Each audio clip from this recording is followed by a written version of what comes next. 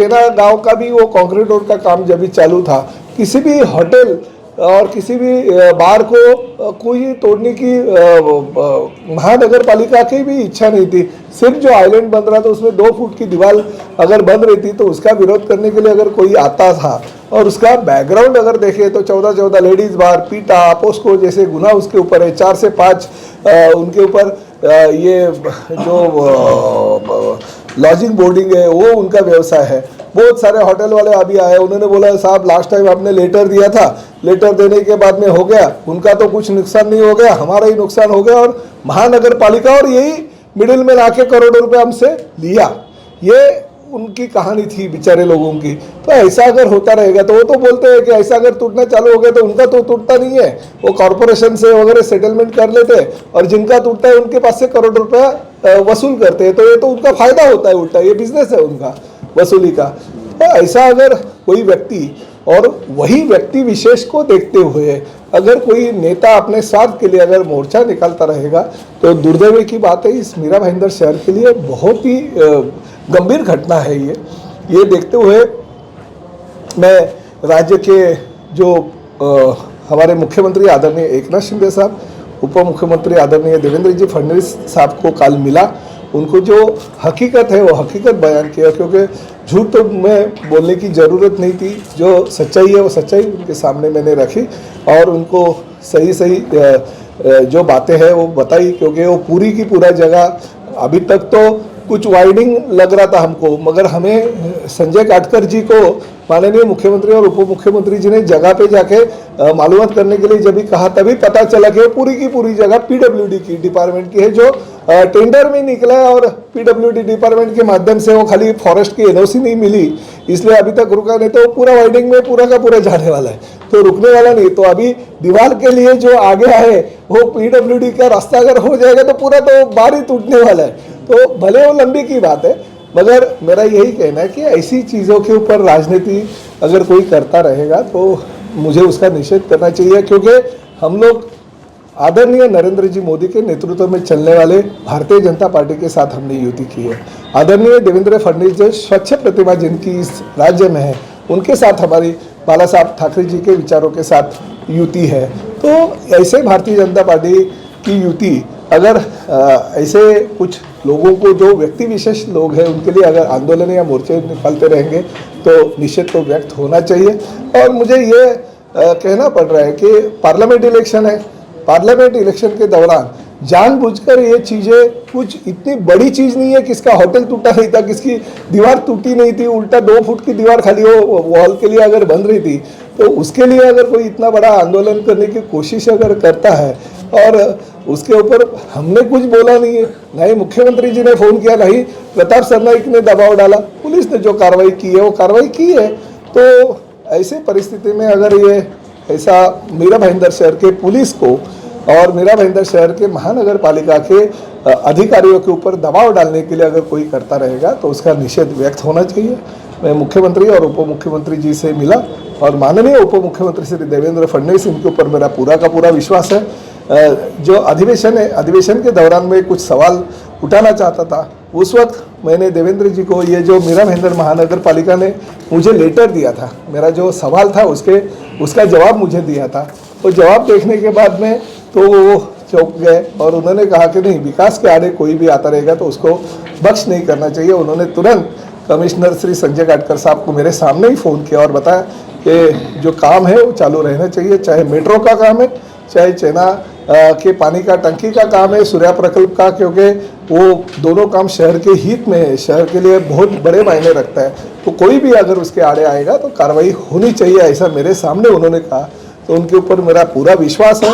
उन्होंने कल मुझसे कहा, रात को बहुत देर रात हम मिले, मुख्यमंत्री जी भी थे, उप मुख्यमंत्री जी भी थे, और उनको मैंने कहा कि लोकसभा का इलेक्शन है, हमें सब लोगों को आदरणीय पंतप्रधान नरेंद्र मोदी जी को तीसरी बार चुन के लेके आना है और नरेंद्र मोदी जी पंतप्रधान बनना ये हमारा सपना है, ना कि भारतीय जनता पार्टी के कार्यकर्ताओं का, बल्कि शिवसेना का सपना है। और वो सपना टूटने के लिए अगर कोई ऐसे कोशिश करता रहेगा तो उसका हम लोग निषेध करते हैं। उन्होंने तुरंत मुझसे कहा कि मालूमात जो है वो मैं निकालता हूँ। उन्होंने मुख्यमंत्री जी ने आदरणीय पुलिस कमिश्नर साहब से बात की, पूरी डिटेल जानकारी ली संजय काटकर जी को पूरा अहवाल देने के लिए कहा। तो ये जो चीज़ें हो रही थी उसके ऊपर 101% कोई ना कोई जरूर देवेंद्र जी और एकनाथ शिंदे साहब निर्णय लेंगे। इसकी मुझे पूरी की पूरी जानकारी कल उन्होंने दे दी। सरनाईक साहब, जैसा अरविंद शेट्टी जो नगर सेवक है भारतीय जनता पार्टी के पूर्व, उन्होंने वीडियो वायरल किया था और उसमें साफ साफ आपका नाम दिया था, आपके पीए वहां पर मौजूद थे। उनका आरोप था कि आपके दबाव में ही उस दीवार को खड़ा किया जा रहा है। नहीं, देखिए उसमें ये प्राइवेट काम तो है नहीं, ये तो MMRDA का और महानगर पालिका का संयुक्त काम है। तो हमारे पीए, अगर मैंने उधर जाकर के पीए को मेरे को बोला था, क्योंकि मैं पहुंच नहीं सकता था इधर, कोई उन्होंने जो कपड़े उतार के चालू किया था नौटंकी, तो मैंने मेरे पीए को बोला था जाके देखिए भाई क्या है। और मेरे पीए वो वीडियो में आपने एक ये भी दिखा रहेगा कि बाबा संभालो, क्योंकि वो दारू के नशे में तर होके अगर वो कपड़े उतारता रहेगा तो मेरे पीए ने तो उनको बोला कि भाई संभालो, आप देखा रहेगा, अन्ना रुक जाओ, अन्ना रुक जाओ। वो तो उनको रिक्वेस्ट कर रहा था। तो ये रिक्वेस्ट के लिए हमने भेजा था कि बाबा ऐसे ये मत करो, क्योंकि वो सब आपके जैसे कुछ लोग वीडियो निकाल रहे थे, तो वो उनको संभालने के लिए, आखिर हमारे सहयोगी पार्टी का वो माजी सदस्य है, तो उसको संभालने के लिए मेरे पीए को मैंने खुद भेजा था। और आप वीडियो में देखा रहेगा, वो मेरा पीए कुछ भी वो धक्का मार रहा था, फिर भी कुछ गलत एक्शन उन्होंने लिया नहीं, उल्टा उनको संभालने की कोशिश कर रहा था। जो FIR जो हुआ है वो आपके दबाव में हुआ है, ऐसा उनका आरोप है। नहीं, ऐसे कैसे देखिए, आरोप तो कुछ भी होता रहेगा, मगर FIR करने के वैसे जैसे FIR हो गया, वो जो हकीकत वहाँ पे हो गई, क्योंकि काम बंद करना, शासकीय काम में कानूनन जो है वो रुकाना, बाधा लाना, और ये हमने नहीं कहा, कॉर्पोरेशन ने लेटर दे दिया, MMRDA के अधिकारियों ने लेटर दे दिया, तो उसके ऊपर हो गया रे। क्या प्रताप सरनाईक बोलेगा करके कोई कुछ होगा? सरनाईक जी, जिसके ऊपर पेटा लगा हो, पोस्को लगा हो, ऐसे के समर्थन में सैकड़ों लोगों की भीड़ ले जाकर के पुलिस स्टेशन का घेराव करना, नारेबाजी करना, सरकार के खिलाफ करना कितना योग्य है? नहीं, बिल्कुल योग्य नहीं। इसलिए मैं आपसे आपके सामने बयान करने से ज़्यादा क्योंकि मैं ये पिछले 30 साल से लोक प्रतिनिधि हूँ और भारतीय जनता पार्टी के वरिष्ठ नेताओं के साथ मेरे फैमिली रिलेशन है। मेरे खुद के घर में भारतीय जनता पार्टी के नेता है, जैसे मेरे बेटे के जो ससुर है वो भारतीय जनता पार्टी के बड़े नेता है। तो मेरे वो लेवल के सभी लोगों के साथ जानकारी है। जो रविंद्र चौहान है वो मेरे बचपन के दोस्त हैं, हम लोग साथ में बचपन से साथ में है, उनके साथ भी मैंने बात किया। तो ये जो चीज़ें हैं ये व्यक्ति रूप से कोई तो भी पार्टी का नकाब सामने लाके पार्टी को बदनाम करने की कोशिश कर रहा है। इसलिए मैंने उनके वरिष्ठों से बात किया और मुझे आपके मालूमात के लिए देवेंद्र जी ने यही बोला कि प्रताप, मेरे को वो अरे तुरे बोलते हैं, प्रताप तो उधर कुछ बात करने की जरूरत नहीं, कुछ भी रहेगा तो डायरेक्ट मेरे पास आके मेरे से बात करनी चाहिए। ये कल भी उन्होंने कहा कि तू नीचे के लेवल पे कोई किसी से बात मत कर, जो भी चीज़ रहेगी मेरे को वो उसके ऊपर सम्मान और जो हकीकत है उसके ऊपर अच्छा कार्रवाई जो काम काज है वो चालू होगा। FIR दर्ज हो गई, धाराएं लग गई, आपने कहा कि कोई उन्हें बचा रहा है, कोई आपने कहा कि किसी व्यक्ति विशेष के लिए ये आंदोलन हुआ, आप नाम भी नहीं बता रहे हैं, कौन उसको बचा रहा है? अगर उनके धाराएं लगी, देखिए मैं अरेस्ट हो सकते हैं, धाराएं लगी, देखिए मैं नवतेल जी, देखिए मैं बहुत ही सीनियर लोक प्रतिनिधि हूँ, पिछले 30 साल से लोक प्रतिनिधि के तौर पे मैं काम कर रहा हूँ। बार बार लोग मुझे चुन के देख के आ रहे थे। किसी एक व्यक्ति का नाम लेके मैं उसको बड़ा बनाना नहीं चाहता हूँ। लोगों ने उनको जो हकीकत है, देखिए आपको अगर एग्जाम्पल देना चाहिए, 146 विधानसभा मतदार संघ और 145 विधानसभा मतदार संघ, यही विधानसभा मतदार संघ 146 से शिवसेना भारतीय जनता पार्टी का प्रताप सरनाईक 86,000 से ज्यादा वोटों से चुन के आता है और बाजू में 145 विधानसभा क्षेत्र में भारतीय जनता पार्टी का कार्यकर्ता जहां पे पत्थर भी अगर खड़ा करेंगे तो भी लाखों वोटों से जीत के आएगा। ये परिस्थिति में गिर जाता है 30 से 35 हजार वोटों से।